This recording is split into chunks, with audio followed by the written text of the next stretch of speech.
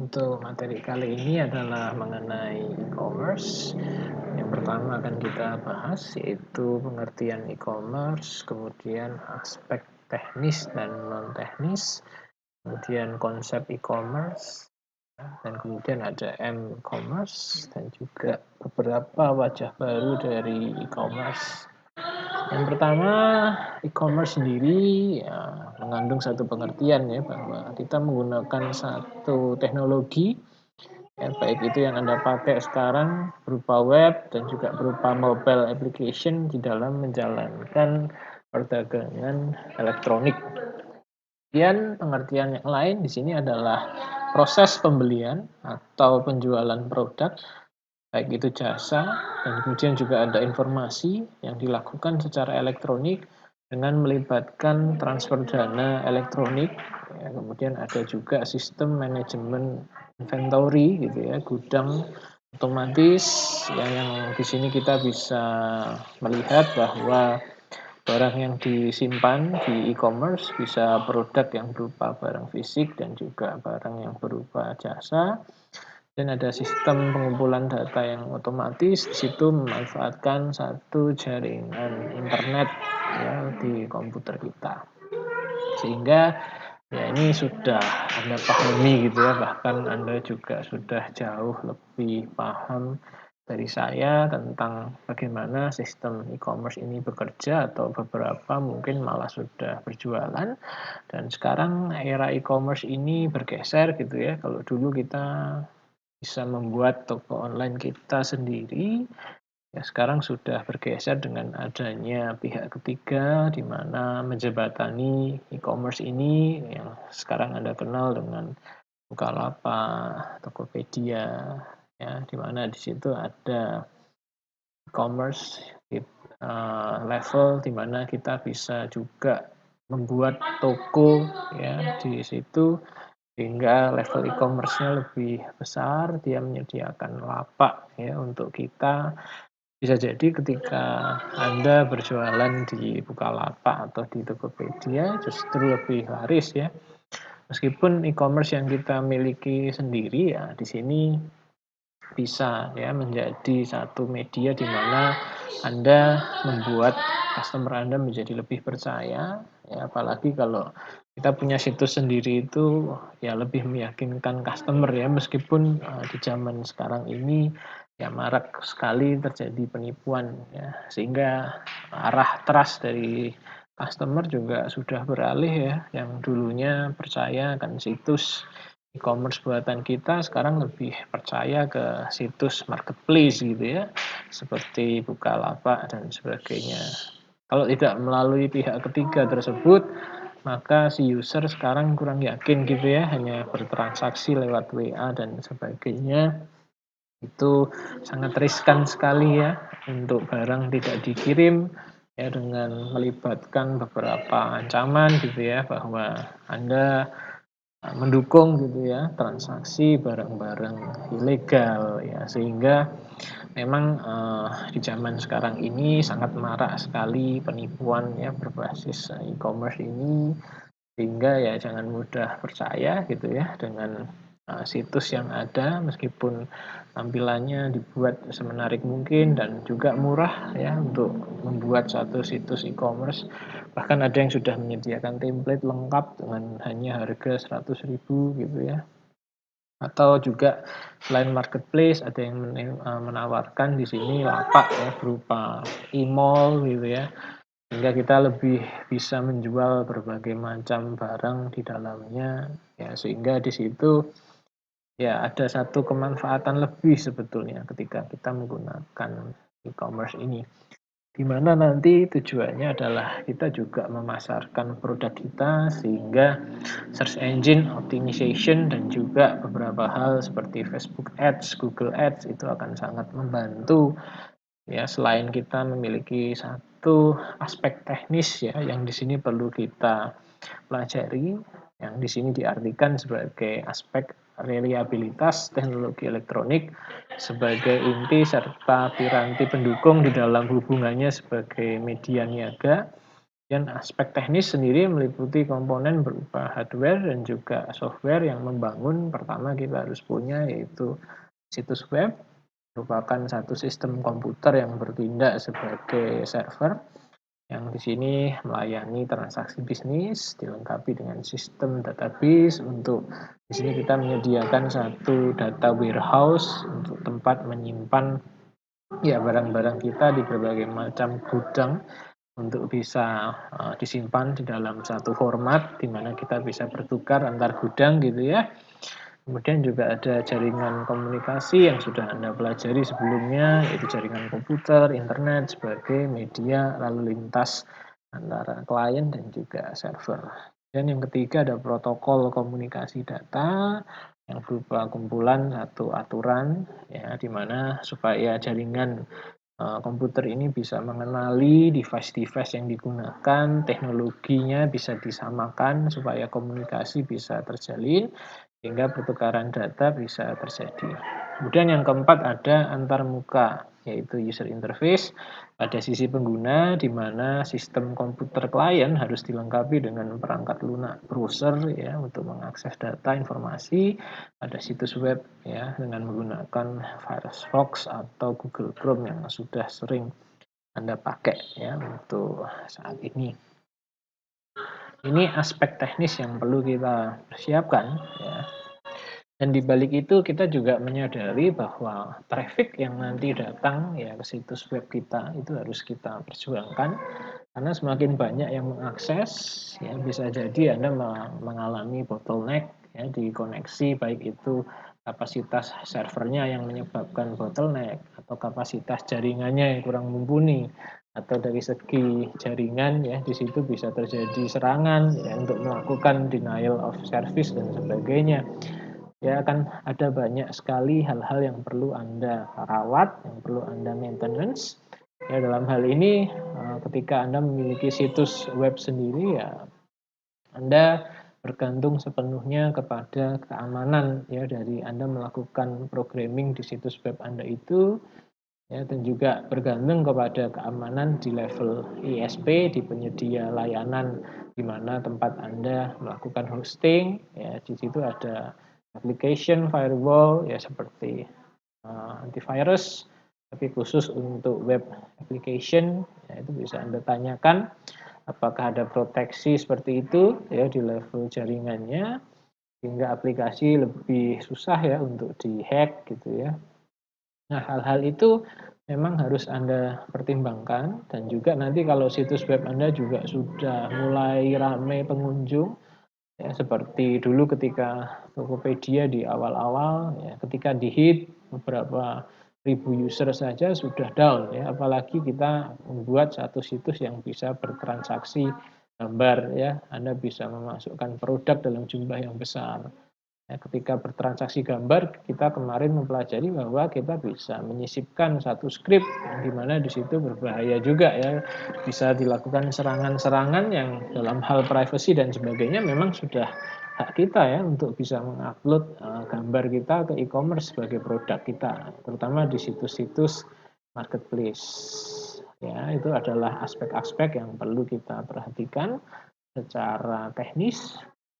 Ya, kalau kita ikut sistem marketplace ya, otomatis kita serahkan ya semuanya ke pihak ketiga dan yang kita dapatkan sebagai timbal baliknya itu adalah trust ya dari user karena ya tadi seperti saya bilang bahwa user sekarang lebih percaya gitu ya untuk marketplace daripada e-commerce yang kita bangun sendiri gitu ya. E-commerce yang kita bangun sendiri sebetulnya bisa kita jadikan satu representasi bisnis saja ya untuk bisa mendukung gitu ya. Apakah betul bahwa toko ini berjualan barang-barang seperti ini? Dan juga untuk menggiring opini ya supaya produk kita itu bisa dikenali, kemudian kita bisa menyebarkan produk kita melalui Facebook Ads ya. Dan untuk menggiring trust ya kita bisa memanfaatkan marketplace itu sendiri ya untuk berjualan. Jadi ya hal itu bisa kita padukan supaya juga kita melakukan sharing resiko, itu penting ya di dalam aplikasi IT. Ya tidak hanya di aplikasi kesehatan saja tetapi di aplikasi-aplikasi berjualan seperti ini juga sangat penting. Kemudian untuk non teknis, ya ini aspek yang berkaitan dengan implikasi yang terlahir dari pengaplikasian teknologi elektronik di dalam dunia perdagangan, ya. Sehingga yang perlu kita perhatikan yang pertama adalah aspek hukum. Ini berkaitan tentang masalah hak cipta gitu ya. Ketika kita menjual satu produk, ya jangan sampai ini melanggar, ya, ada barang-barang ilegal tadi ya dalam tanda kutip yang Anda perjualbelikan yang hak ciptanya belum jelas, ya, atau hak ciptanya Anda langgar, ya. Jadi kita berjualan produk-produk orang lain yang bisa diperkarakan seperti itu, ya sudah dilindungi, ada hak paten yang bisa di situ dicek gitu ya untuk bisa melihat, terutama kalau Anda melakukan penjualan barang-barang import ya dari luar negeri. Itu perlu Anda perhatikan supaya transaksi itu tidak dicurigai gitu ya. Kita harus menjalani satu proses yang jelas supaya customer juga dilindungi, hingga customer juga mendapatkan satu trust yang lebih tinggi ya dari sisi kita. Kita kalau menaati aspek-aspek ini, ya customer juga lebih percaya kepada kita. Dan yang kedua, ada aspek etika elektronik. Ini merupakan kode etik yang harus kita taati di dalam perusahaan. Apalagi kita berjualan tidak hanya dari satu pihak, ya. Bagaimana kita bisa menjaga harga kita supaya tidak turun ya di harga pasar yang sekarang sedang beredar. Ya itu adalah aspek-aspek etika yang mungkin perlu kita pikirkan juga gitu ya. Jangan kita asal berjualan, nah di sini murah gitu ya. Kemudian ya tadi, ya membuat barang-barang lokal atau membuat barang-barang yang tadinya bisa diperjualbelikan karena ada barang kita yang lain tidak laku karena harganya ya jauh di atas kita. Dan kemudian juga kerahasiaan identitas pelanggan. Ini perlu kita jaga ya supaya tidak ada yang bocor, karena identitas yang bocor itu ya sekali lagi menjadi kasus ya ketika Anda. Nah, di sini misalnya kemarin mengalami kasus bocornya password data di Tokopedia itu sudah membuat gencar gitu ya. Trust kita sudah berkurang ya, meskipun ya orang masih pakai ya kalau marketplace ya masih dilirik gitu ya. Mungkin Anda juga bertanya gitu ya, apa yang diperjualbelikan, apa keuntungan dari kita membuat marketplace di situ ya. Ya sebetulnya sangat banyak ya. Jadi di aplikasi e-commerce ini kita belajar juga bagaimana menggali potensi bisnis. Yang kita bangun sebetulnya bukan hanya produk ya, tetapi adalah link. Itu sangat penting. Jadi ketika kita sudah mendapatkan trust dari berbagai macam pihak ya, karena bisnis intinya kan trust gitu ya. Ketika kita sudah mendapatkan trust dari pelanggan dan sebagainya, ketika pelanggan itu menjadi link ya buat kita gitu ya untuk bisa kita sebar sesuatu. Sebetulnya link itu bisa kita jual ya kalau kita mau berpikir dalam aspek bisnis gitu ya. Karena seseorang dengan memiliki link itu bisa mendapatkan channel berjualan juga gitu. Jadi bukan hanya dia yang berjualan, tetapi dengan memanfaatkan marketplace itu ya dia bisa mencapai pangsa pasar yang lain ya. Jadi sebetulnya link dengan pihak-pihak yang lain itu sebetulnya bisa kita jual ya ke seseorang. Karena di dalam hukum jual beli ya di situ yang penting kita mendapatkan siapa yang bisa kita tawari ya, produk gitu ya. Atau juga bisa kita tawarkan produk yang sama karena ada loyalty program ya di situ untuk customer. Biasanya customer yang sudah beli itu akan cenderung lebih bisa membeli ulang gitu ya produk-produk kita. Dan yang ketiga ada aspek ekonomi global yang digunakan sebagai landasan yang berlaku secara universal di semua negara bagi pelaku e-commerce. Ya, kita juga harus melihat ya. Jadi ada beberapa layer kalau kita lihat di sini, ini juga berlaku di komoditas apapun ya, atau kalau yang tertarik dengan memperjualbelikan emas, ya, kemudian forex, saham dan sebagainya. Ini juga kita perlu melihat gitu ya, apa yang sekarang sedang tren ya di ekonomi global yang mempengaruhi pasar ya secara pesat itu seperti apa. Dan kita melihat setelah itu mikroekonomi kita ya itu berjalan seperti apa ya, terus kemudian apakah makroekonomi ini mendukung ya mikroekonomi di negara kita ya, apakah produk-produknya jadi mengikuti tren yang ada di ekonomi global. Terus kemudian kita juga melihat ya peluang-peluang apa yang terjadi, ya kita bisa melihat aspek-aspek perusahaan lain yang menjadi pesaing kita atau yang di situ menjadi teman gitu ya, kita gitu ya. Kemudian untuk konsep di dalam e-commerce itu ada B2B, B2C dan juga C2C. Ya, jadi ketika kita di level B2B ya kita berjualan ke perusahaan yang lain gitu ya. Transaksi secara elektronik ya, di sini terjadi antara entitas atau objek bisnis yang satu ke objek bisnis yang lain. Ya.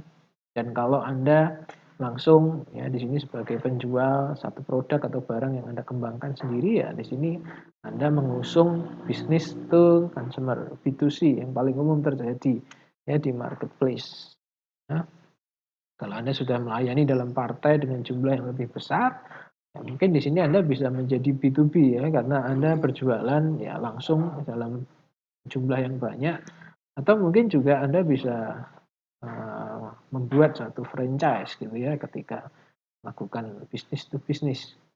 Dan dari konsep customer to customer ya di sini merupakan sistem transaksi dan komunikasi antara perseorangan gitu ya, dari chat yang terjalin gitu ya kalau di marketplace.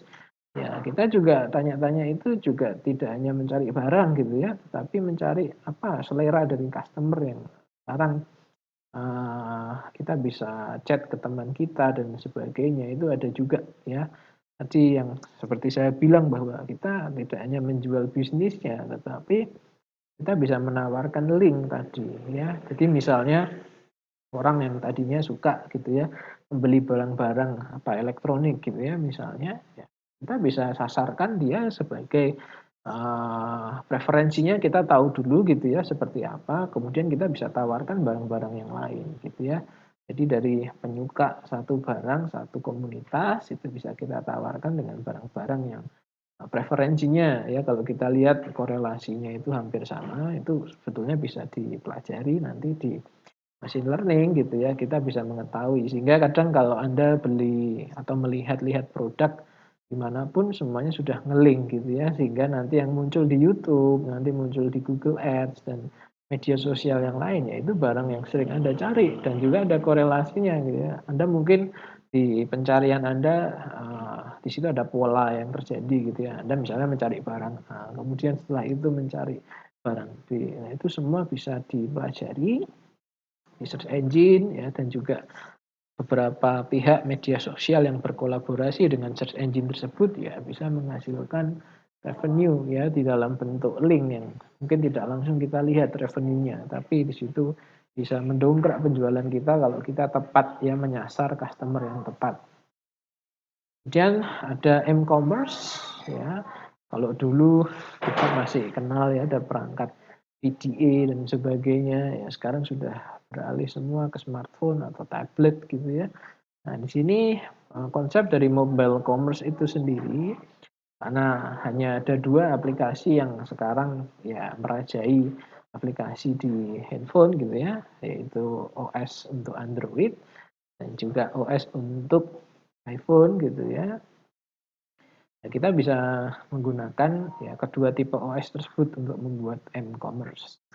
Ya, tetapi di dalam perkembangannya untuk kemudahan kadang web base-nya itu dibuat versi M. Ya, jadi kita tidak membuat versi M khusus gitu ya, karena membuat versi M khusus itu harus merancang UI-nya dari awal dan itu membutuhkan satu effort. Sehingga kadang kita hanya mendesain web interface yang bisa user friendly ya di layar tampilan HP kita. Mendesain sekali aja bisa kena di webnya, bisa kena di mobile apps-nya gitu ya, sehingga ya itu perkembangan yang terjadi untuk saat ini gitu ya. Jadi ada third party application yang di sini bisa kita desain ya, sehingga bisa muncul di berbagai macam device web, mobile apps, ya, dengan OS apapun lah, ya. Jadi itu adalah perkembangannya. Kemudian e-commerce itu sendiri yang dulu mungkin ya hanya dipicu ya dengan teknologi message gitu ya, baik itu SMS ya, atau yang dulu sempat mengalami zaman Nokia ini ada EMS yang ada karakternya, terus ada multimedia messaging yang bisa berkirim gambar dan sebagainya. Ya, kalau sekarang ya sudah sangat wajar sekali kita by internet semua ya, menggunakan media sosial platform, chat platform ya, WhatsApp gitu ya dan sebagainya itu menggantikan ya, menggeser e-commerce ini ya, yang tadinya kita berkirim pesan ya sekarang semuanya melalui cloud application server kita bisa melakukan chatting ya dengan mudahnya, bertukar apapun lah di situ ya. Bahkan transaksi kadang tidak terjadi di mobile marketplace saja tetapi bisa jadi dari media sosial platform seperti chatting platform itu ya. Hanya dengan menghubungi teman kita bisa langsung ya, kalau teman bisa kita percaya ya, tetapi kalau orang lain kita nggak tahu lah dia berjualan lewat WA itu seperti apa, kredibilitasnya dan sebagainya. Kemudian untuk atribut e-commerce dan faktor ekonomi, yang pertama ada mobilitas, kemudian ada jangkauan yang lebih luas, yang bisa dituju, yang bisa dihubungi ya pada setiap waktu, dan nilai tambah dari e-commerce ya instant connectivity, kemudian ada localization product dan services. Ya, terutama dalam hal ini tadi ketika Anda merancang mobile application itu harapannya ada satu service yang lebih sederhana secara user interface ya yang bisa Anda lakukan. Memang ketika Anda membuat mobile app itu dengan harapan ya interaksinya lebih cocok gitu ya dengan orang-orang yang menggunakan HP di mana tinggal klik aja gitu ya. Menu-menunya bisa Anda desain sedemikian rupa gitu ya. Ketika versi web bentuknya seperti ini, ketika versi mobile nanti bentuknya ya ada mungkin game-game ya yang disisipkan gitu ya. Di Shopee dan sebagainya ada gamification ya yang terjadi di situ ya sehingga menarik seseorang yang tadinya enggak pengen belanja karena diberi kupon gratis jadi ikut belanja gitu ya. Itulah salah satu hal yang tadi Anda tanyakan gitu ya.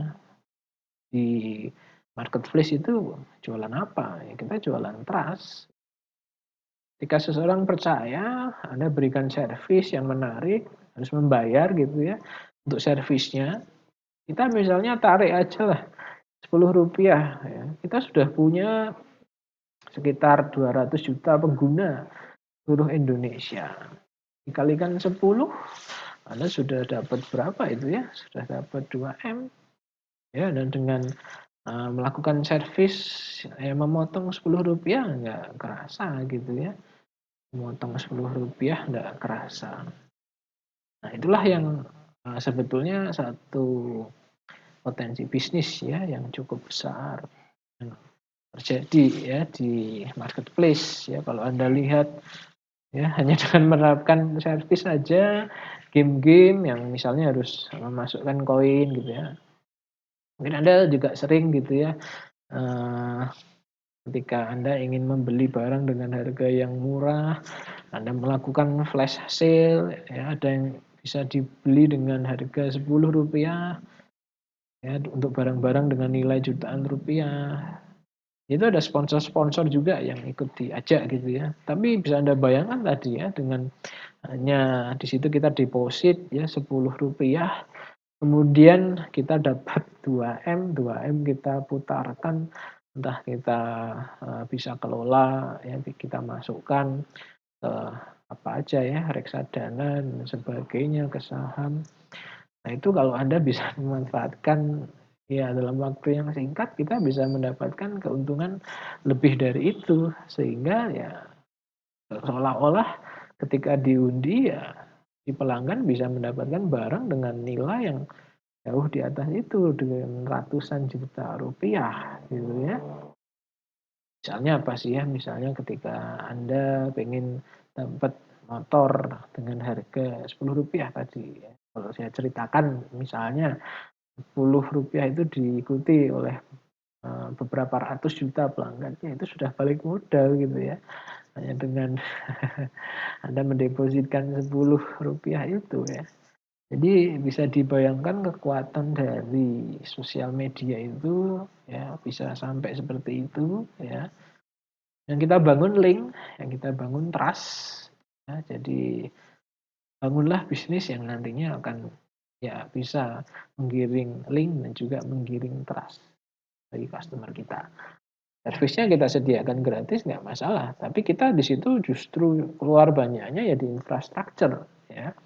Kalau kita lihat ya infrastrukturnya di sini ada internet, ya ada extranet, ada intranet, kemudian ada directory service ya. Selaku bisnis kita menggunakan hosting. Ya nanti kalau meningkat lagi kita menggunakan cloud services ya. Dulu Tokopedia dan Bukalapak itu punya server sendiri ya yang di-hosting, yang dititipkan ke internet service provider dan dia maintain. Nah, ketika bertambah besar, servernya juga harus bertambah banyak. Ya, bisa Anda bayangkan server yang ada di Google itu ada berapa hanya untuk di sini menggali, ya, mengcrawling situs-situs yang ada supaya bisa di-listing. Nah, itu aja servernya bisa beratus-ratus juta server ya, kalau Anda bayangkan di situ kalau Anda berkunjung ke servernya Google.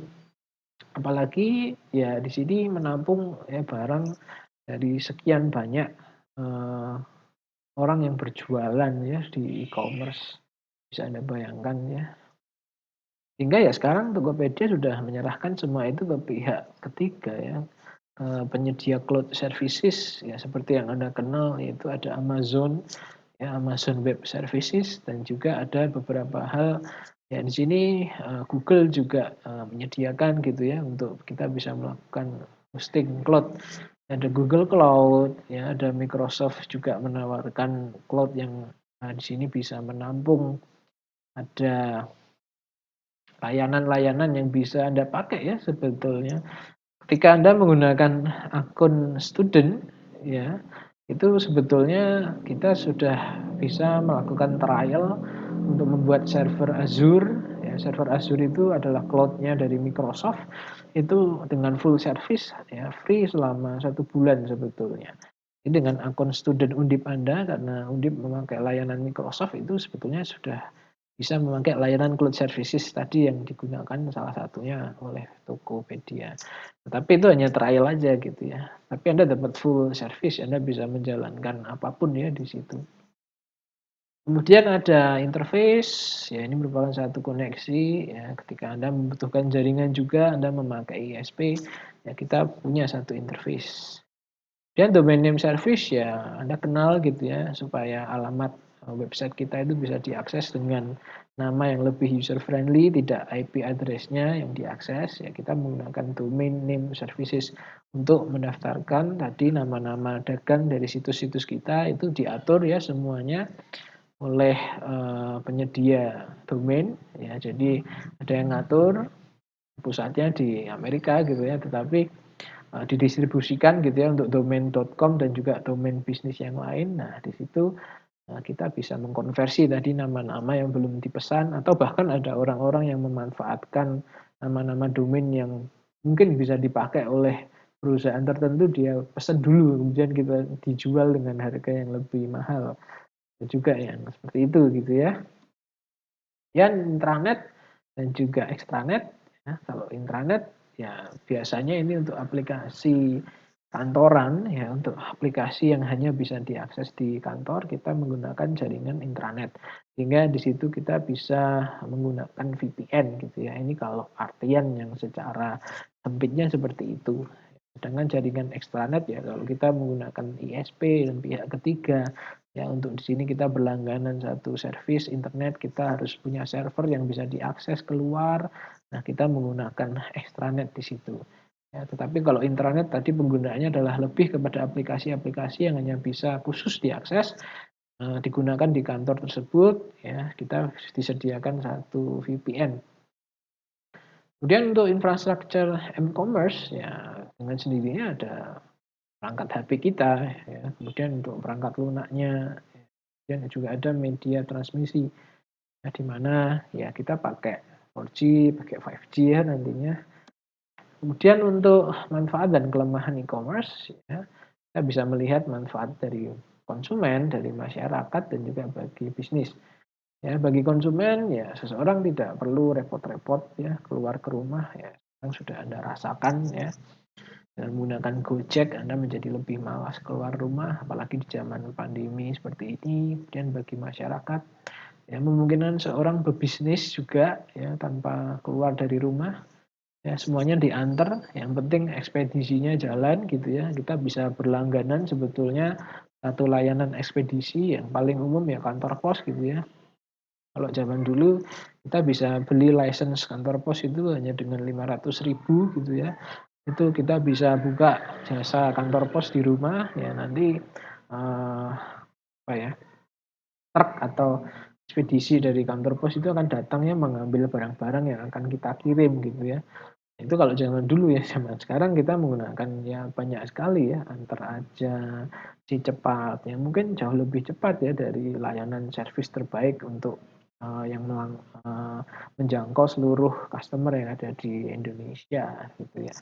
Itu bisnis yang lumayan menjanjikan ya sebetulnya. Jadi ya mau nggak mau kalau kita punya e-commerce sendiri ya nantinya kita harus berlangganan juga ya. Satu layanan ekspedisi ya, Anda bisa beri license-nya tadi, kemudian truk ekspedisi akan menjemput ya barang yang Anda akan kirim melalui media apapun gitu ya. Ya minimal satu lah kita bekerja sama dengan satu ekspedisi gitu ya. Dan untuk bisnis ya di dalam siklus jual beli biasa pelanggan hanya mencakup daerah, tapi e-commerce ya menjangkau seluruh Indonesia tadi dengan layanan ekspedisi. Dan selain itu ya bagi masyarakat memang ada dampak ya negatif gitu ya, terutama untuk UMKM yang belum menggunakan IT gitu ya, belum menggunakan e-commerce ya. Kalau tidak bersaing ya produk-produknya bisa didapatkan dengan lebih murah ya, dengan yang ada di marketplace. Semuanya bersaing harga ya, tinggal kita menyajikan kualitas yang baik atau tidak ya. Kalau tokonya sudah dapat bintang 5 kita percaya ya meskipun harganya jauh lebih tinggi. Kelemahan ya ada biaya yang harus kita keluarkan ya, Anda beli apapun ya di Gojek makanan itu ada tax-nya ya, terus kemudian harganya juga jauh lebih mahal. Terus ada juga kekhawatiran akan masalah keamanan ya. Tadi seperti saya sampaikan di awal ya dengan menggunakan media sosial kita tidak tahu ya pihak ketiga itu apakah aman atau tidak. Kemudian piranti lunak yang belum mapan seperti saya tadi ceritakan, Tokopedia yang sebesar itu ya mempercayakan servernya ke third party gitu ya. Kalau dikelola sendiri memang cukup berat. Ya ini adalah salah satu wajah baru ya dari e-commerce yang sekarang berlomba-lomba semuanya membuat marketplace tadi dengan kekuatan yang saya ceritakan. Ya kesimpulannya adalah pengembangan aplikasi e-commerce itu bagi sebuah perusahaan merupakan proses yang cukup kompleks ya karena harus melibatkan beberapa organisasi, situs, penanganan security dan otorisasi. Tetapi sekarang semua orang berlomba-lomba gitu ya menggunakan aplikasi e-commerce ya karena kemudahan dan juga link yang didapat ya kita bisa menjangkau seluruh Indonesia. Kemudian dapat mendukung pemotongan rantai distribusi ya, tinggal kita hubungi salah satu ekspedisi yang di sini kita percaya, kemudian kita bisa mendapatkan produk dengan harga yang lebih murah meskipun setelah ditambah servis jadinya juga sama aja gitu ya. Tetapi dari segi kepraktisan kita tidak perlu keluar rumah sama sekali ya sehingga kita tidak perlu buang banyak tenaga yang bisa kita konversikan itu menjadi servis yang lain. Ya, kemudian kalau kita kaitkan ya karena bahasan kita adalah di IoT, ya kita ingin melihat apakah IoT itu berperan di dalam e-commerce experience. Ya, jadi apa itu IoT sudah dibahas ya di dalam pertemuan sebelumnya. Kemudian ya di sini kita melihat ya bahwa device itu kalau kita kaitkan ya minimal di mana. Tadi Anda melihat adanya gudang gitu ya. Gudang yang pakai IoT ya tidak perlu pakai orang yang cukup banyak gitu ya, tinggal pakai robot aja, dia pakai tagging things gitu ya, kita tinggal melakukan tagging dari barang-barang yang akan dikirim mau kemana, semuanya otomatis ya. Itu kalau kita kaitkan secara kasar aja, ini baru secara kasar. Kemudian juga kita bisa melihat ya bahwa semua device itu hampir terkoneksi ke internet itu akan melakukan sharing information ya, dan juga di sini akan membuat seseorang akan selalu terupdate. Sehingga ya ini efek yang kedua yang kita lihat secara tidak langsung. Dengan adanya IoT kita bisa beriklan dimanapun ya. Jadi yang tadinya ya ini mungkin agak konyol gitu ya. Bisa jadi kita mungkin beriklan di smart refrigerator ya. Tadinya mungkin kita baca di Android itu nggak tertarik gitu ya. Begitu muncul di perangkat-perangkat IoT kok menimbulkan efek atau sensasi yang berbeda ya. Dia cocokkan misalnya dengan perangkat IoT yang dia sebarkan iklannya itu di mana, wah kelihatan cocok ya mungkin di lemari es. Jadinya orang beli gitu ya, yang tadinya nggak mau beli, terus kemudian dirangsang gitu ya misalnya, wah nih barang-barang di lemari esmu kosong loh, terus dikasih iklan ya, itu menjadi satu media untuk bisa eee, cinta menyebarkan sesuatu juga ya, itu cukup menarik ya sebetulnya. Nah, itu yang bisa terjadi di IoT. Kemudian ya dengan IoT kita juga bisa melakukan tagging ya, kemudian tadi tracking dari setiap produk yang ada. Ya, kemudian kita juga bisa melihat bahwa ada beberapa advantage ya yang bisa kita peroleh ya dengan kita menggunakan teknologi ini.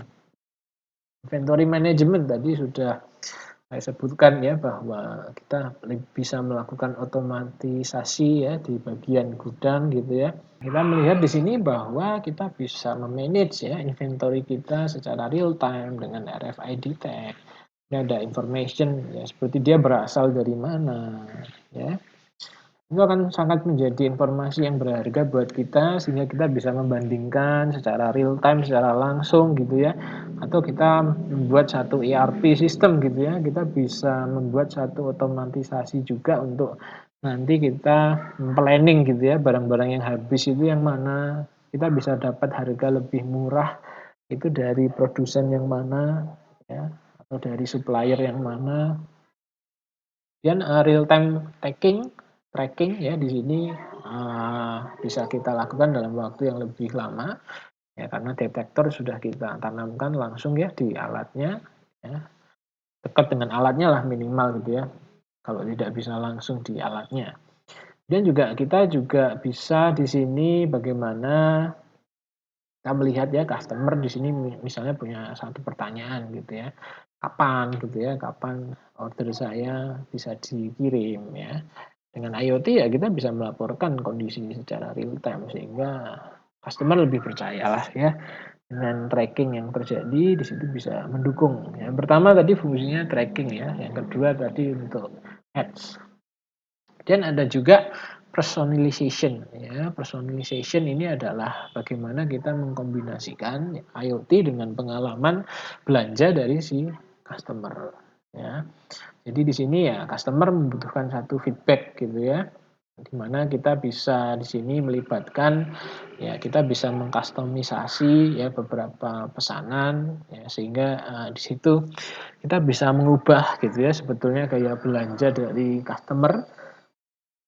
Ya kalau tadi Anda lihat ya misalnya ada VR ya Anda bisa berbelanja dari rumah, itu akan sangat mengubah habit sekali dan itu sangat tergantung sekali lagi dengan preferensi si user gitu ya. Mungkin kita bisa mendapatkan preferensi yang lebih dari usernya karena kita mengenal secara personal, oh si user ini itu tertarik dengan hal-hal seperti apa ya. Dari perangkat IoT-nya itu bisa kita lihat gitu ya, si user ini sering pakai alat apa. Meskipun data-data itu kadang ya bersifat semi privacy ya, tetapi itu bisa dijual gitu ya oleh si perusahaan yang di sini mempunyai sebetulnya ya itu ada terms of service ya yang harus disetujui gitu ya. Tapi secara tidak langsung informasi-informasi seperti itu bisa dimanfaatkan sehingga kita bisa mendapatkan personalisasi dari si user ini ya. Ya personalisasi itu juga nanti bisa dipadukan dengan experience ketika user tadi berbelanja di internet itu karakteristiknya seperti apa. sering mengakses situs-situs seperti apa. Itu bisa kita gunakan dengan perpaduan tadi, di rumah itu perangkat yang sering terkoneksi internet itu yang mana, minimal itu ya. Jadi kita tahu, oh berarti dia suka barang-barang dengan preferensi seperti ini. Kita bisa tawarkan hal-hal yang membuat dia memiliki sesuatu pengalaman yang baru. Ya, ini berkaitan dengan personalization. Sudah 3 hal ya yang kita dapatkan dari pemanfaatan IoT di dalam e-commerce. Kemudian ada juga after sales services ya. Ya, dengan adanya IoT tadi saya jelaskan bahwa adanya agent yang bisa kita terapkan di situ, yang terus nempel ya, agentnya berupa ya seperti chatting platform gitu ya, yang bisa menjadi teman kita ketika barang-barang itu bermasalah. Kita tidak perlu, menanam satu orang gitu ya untuk terus melacak gitu ya, posisi alat kita seperti apa. Ya dengan mengizinkan ya, mungkin nanti untuk term of service-nya selama kita izinkan barang tersebut connect ke internet, ya kita bisa mengupdate ya information apa, mungkin terjadi kerusakan apa, itu bisa langsung ditangani ya dengan mudah. Itu akan meningkatkan satu lagi kepercayaan user gitu ya, supaya user lebih puas, ya percaya dengan brand itu karena ya tadi servisnya bagus ya. Ini yang juga perlu kita pikirkan, tadi belum kita bahas ya. Tapi dengan adanya IoT ini bisa kita mendapatkan ide bahwa after sales itu akan sangat penting sekali ya di produk kita. Kadang kita sudah jualan ya kita tidak memberikan after sales service yang bagus. Akhirnya user tidak melakukan repeat order ya, sehingga sangat sayang sekali. Apalagi after sales ini tadi bisa dibantu ya dengan chatbot dan sebagainya yang punya user knowledge ya, yang bisa berkomunikasi dengan server. Itu akan sangat membuat akan lebih efisien gitu ya. Ya secara conclusion ya di sini kita bisa memperoleh satu gambaran yang lebih luas ya bahwa IoT di sini membuat satu environment bisa menghasilkan benefit yang lebih. Kemudian sebagai e-commerce vendor di industri ya di sini kita bisa mengakomodasi ya semua planning yang tadi akan kita lakukan ya dari keempat hal yang tadi sudah saya sebutkan. Ya, itu adalah hal-hal yang bisa kita peroleh. Kemudian selain itu ya, IoT bisa merubah juga fungsi dasar dari satu alat. Itu yang kelima gitu ya. Yang tadinya misalnya Smart TV Box ya. Mungkin kalau Anda nggak punya ide ya, Anda buat nonton internet TV aja ya di rumah. Tapi kalau Anda punya ide kreatif, bisa itu menjadi media iklan tadi seperti saya sebutkan. Bisa juga dia menjadi satu display ya. Misalnya Anda buat itu di showroom ya, atau Anda buat itu di waiting room, atau Anda buat itu di bank. Itu bisa menggantikan yang komputer tadinya harus nyala 24 jam, sekarang cukup smart TV Anda. Itu akan memangkas biaya sekali gitu ya. Jadi kita mentransformasi yang tadinya hanya untuk nonton TV ya bisa kita manfaatkan tadi misalnya kalau di showroom ya misalnya untuk menampilkan service book gitu ya. Oh, sekarang sudah servis kendaraan nomor berapa gitu ya. Kita sambil menunggu kita bisa memainkan gitu ya misalnya tadi TV box-nya itu ada entertainment yang bisa kita akses. Nah, itu akan memanfaatkan alat itu menjadi lebih user friendly dan juga meningkatkan manfaat ya dari hanya kita berpindah bisnis saja. Ya bisa jadi tempat kita menyiarkan iklan ya atau kalau di bank bisa untuk counter ya di situ untuk misalnya ke teller ya atau ke customer service. Nah, itu akan meningkatkan ya dan juga memangkas biaya. Itu yang kelima. Ya, jadi nanti yang akan saya keluarkan di e-commerce ini adalah 5 manfaat IoT ya itu akan saya tanyakan. Ya, silahkan dibahas, Anda bisa punya ide ya tadi saya meningkatkan performa dari e-commerce itu menggunakan IoT dengan cara yang seperti apa. Anda punya ide yang lain dengan saya, it's okay.